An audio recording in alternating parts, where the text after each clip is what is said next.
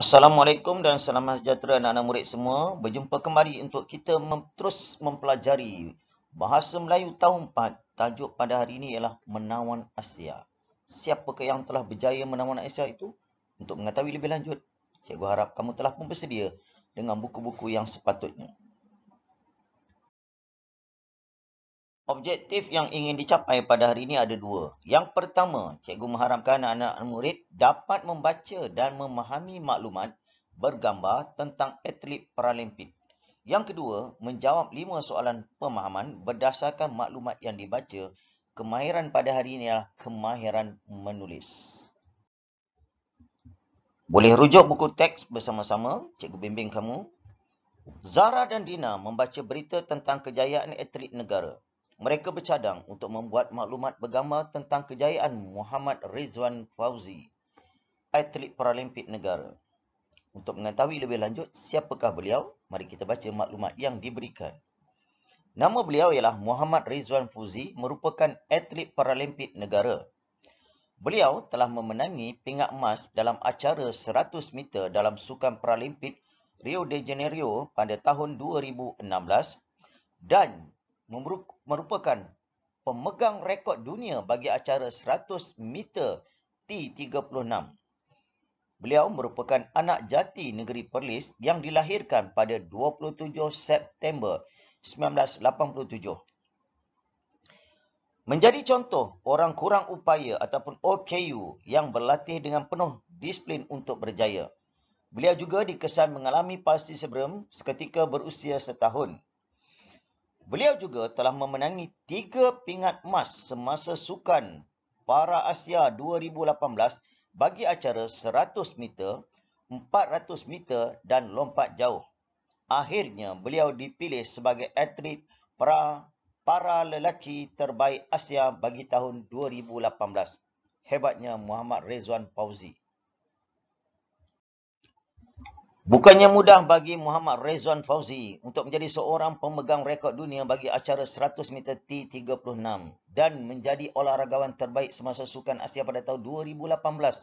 Kalau di peringkat sekolah sebagai murid, kamu kena lalui beberapa peringkat, contohnya mewakili sekolah ke peringkat zon, kemudian ke peringkat daerah, peringkat negeri, ke peringkat kebangsaan, baru juara Malaysia dan seterusnya bagi kategori dewasa. Ada pula sukan C, iaitu yang 10 buah negara yang terdekat dengan Malaysia, kemudian baru pergi ke peringkat sukan Asia.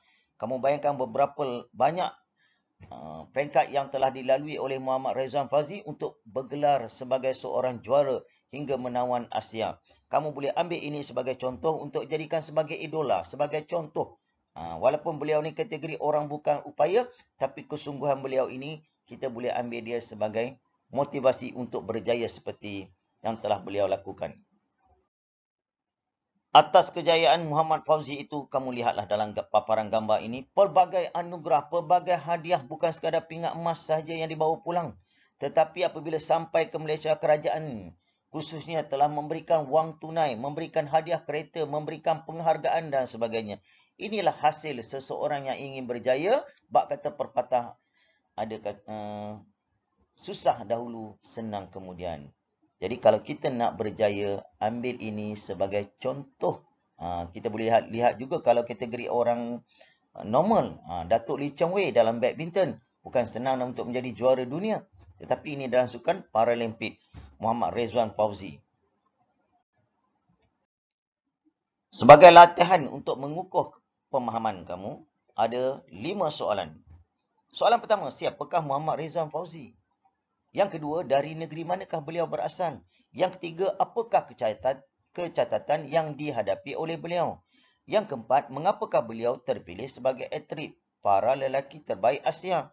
Dan yang kelima, pada pendapat kamu, apakah usaha beliau hingga berjaya pada peringkat antarabangsa? Latihan ini ada 5 soalan, boleh mula jawab sendiri sekarang. Mari kita bincang, ini contoh jawapan. Okay, soalan nombor 1, siapakah Muhammad Rizwan Fauzi? Kamu boleh ambil maklumat ni, jawapan ini dalam maklumat yang diberi dalam bentuk isi-isi penting. Siapa dia? Muhammad Rizwan Fauzi ialah atlet Paralimpik negara. Ingat penggunaannya ialah, bukan adalah. Sebab kata nama. Yang kedua, dari negeri manakah beliau berasal? Beliau berasal dari negeri Perlis. Perlis adalah salah sebuah negeri yang terkecil di Malaysia. Yang ketiga, apakah kecacatan yang dihadapi oleh beliau? Beliau mengalami kegangguan saraf semasa berusia setahun. Bayangkan, semasa usia setahun, beliau telah pun menghadapi sejenis penyakit. Dia boleh juga jawab begini. Kecacatan yang dihadapi oleh beliau ialah gangguan saraf semasa berusia setahun. Betul juga. Bila mengisi tempat kosong bila mengisi soalan begini, ada pelbagai cara.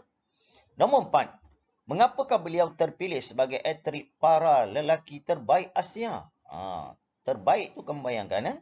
Kalau di sekolah, kalau kategori lelaki, olahragawan. Kalau perempuan, olahragawati. Kenapa? Beliau terpilih sebagai atlet para lelaki terbaik Asia pada tahun 2018 kerana telah memenangi 3 pingat emas. Bukannya mudah nak dapat 1 pingat emas pun teruk kan?